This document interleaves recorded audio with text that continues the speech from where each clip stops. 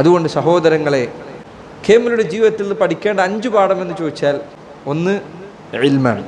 അദ്ദേഹം വിജ്ഞാനം സാധ്യമാകുന്ന എത്ര തേടിപ്പിടിച്ച മനുഷ്യനായിരുന്നു. അദ്ദേഹത്തിൻ്റെ ചരിത്രത്തിൽ കാണാം, ഒരിക്കൽ അദ്ദേഹത്തിന് പോസ്റ്റലായിട്ട് ഒരു പുസ്തകം വന്നു. ഇത് വാങ്ങിക്കാൻ വേണ്ടി പൈസ ഒക്കെ എടുത്ത് രാവിലെ ഇദ്ദേഹം ഇറങ്ങി. രാവിലെ പോയ ആളെ വൈകുന്നേരമായിട്ട് കാണുന്നില്ല. പോയി വരാനുള്ള സമയം കുറേ ആയിട്ടുണ്ട്, ആളെ കാണാനില്ല. അല്ലെങ്കിൽ ഉച്ചയായിട്ടും ആളെ കാണുന്നില്ല. അങ്ങനെ വീട്ടുകാർക്ക് പരിഭ്രാന്തമായി, എന്ത് പോയിട്ട് ആളൊക്കെ തിരിച്ചു വരാത്തത്. ആളെ അന്വേഷിച്ച് വിട്ടു. പോസ്റ്റ് ഓഫീസിൽ പോയപ്പോഴുണ്ട് ഒരു കസേരയിട്ട് മൗലവി പുസ്തകം വായിച്ചവിടെ ഇരിക്കുന്നു. അദ്ദേഹത്തോട് ചോദിച്ചപ്പോൾ അദ്ദേഹം പറഞ്ഞു, പുസ്തകം ഏതായാലും കയ്യിൽ കിട്ടിയതല്ലേ, ഇവിടെ ഇരുന്ന് തന്നെ വായിച്ച് തീർക്കാമെന്ന് ഞാനങ്ങ് വിചാരിച്ചു. ഇൽമിനോടുണ്ടെന്ന് അവരുടെ താല്പര്യമാണ്. നമ്മുടെ കയ്യിൽ നിന്ന് പുസ്തകം ഫോണിലെടുത്താൽ കിട്ടും. നമ്മൾ എത്ര വായിച്ച്, എന്താണ് നമ്മൾ വായിക്കുന്നത്, എന്താണ് നമ്മൾ പഠിക്കുന്നത്? ഇൽമിൻ്റെ കാര്യത്തിൽ നമ്മുടെ അവസ്ഥ എന്താണ്?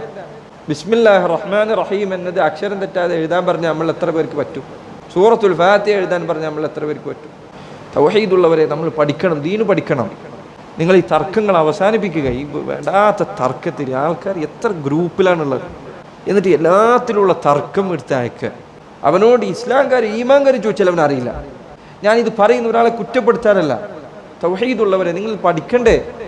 എത്രയോ മസ്ജിദുകളിൽ എനിക്ക് അനുഭവമുണ്ട്. എത്രയോ മസ്ജിദുകളിൽ വർഷങ്ങളായി തൗഹീദി പ്രസ്ഥാനങ്ങളുടെ അമരത്തിരിക്കുക, അതല്ലെങ്കിൽ സെക്രട്ടറിയോ പ്രസിഡൻ്റൊക്കെ ആയിട്ട് പണിയെടുക്കുന്നയാൾ പല പരിപാടികളും ഇസ്ലാം കാര്യം ചോദിച്ചാൽ സദസ്സിലുള്ള ആൾക്കാർ ചോദിച്ചാൽ പറയാൻ പറ്റുന്നില്ല. ഈമാൻ കാര്യം ചോദിച്ചാൽ പറയാൻ പറ്റുന്നില്ല. ഞാനിവിടെ ചോദിക്കുന്നില്ല. ചില ആളുകൾ ചോദിച്ചാൽ പറയൂ, ഉസ്താദ് ഈമാൻ കാര്യം തുടക്കം പറയുന്ന ബാക്കി ഞാൻ പറയാം. കാരണം ഏതാ ഇസ്ലാമി ഏതാ ഈമാൻ എന്ന് അറിയില്ല. നമ്മളിങ്ങനെ ആകരുത്. നമ്മൾ ദീന് പഠിക്കാതിരിക്കരുത്.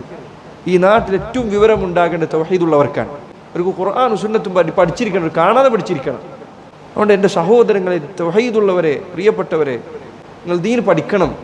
നമ്മുടെ മുൻഗാമികൾ പഠിച്ചവരായിരുന്നു. അങ്ങനെയാണ് അവർ ഈ നാട്ടിൽ തൗഹീദ് പ്രചരിപ്പിച്ചത്. ക്ലിപ്പ് കൊണ്ടല്ല, അതല്ലെങ്കിൽ തർക്കങ്ങൾ കൊണ്ടല്ല, ഇൽമു കൊണ്ടാണ്. ദീനിൻ്റെ ഇൽമു കൊണ്ടാണ്, വിജ്ഞാനം കൊണ്ടാണ്, ഖുർആനും സുന്നത്തും കൊണ്ടാണ്. പഠിക്കണം. നിങ്ങൾ തൗഹീദുള്ളവർ പഠിക്കണം, ദീന് പഠിക്കണം.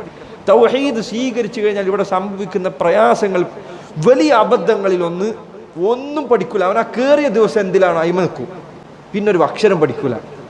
എന്നിട്ട് എന്തെങ്കിലും ഒരു പുതിയ കാര്യം എവിടെന്നെങ്കിലും കേട്ട് കഴിഞ്ഞാൽ, ഞാൻ ഇത്ര ഖുതുബ കേട്ടിട്ടുണ്ട്, ഞാൻ ഇത്ര കാലം പ്രസിഡന്റ് ആയിരുന്നു, ഇത്ര സെക്രട്ടറി ആയിരുന്നു, ഞാൻ ഇതുവരെ കേൾക്കാത്തത് പറയാൻ ആരാ നീ?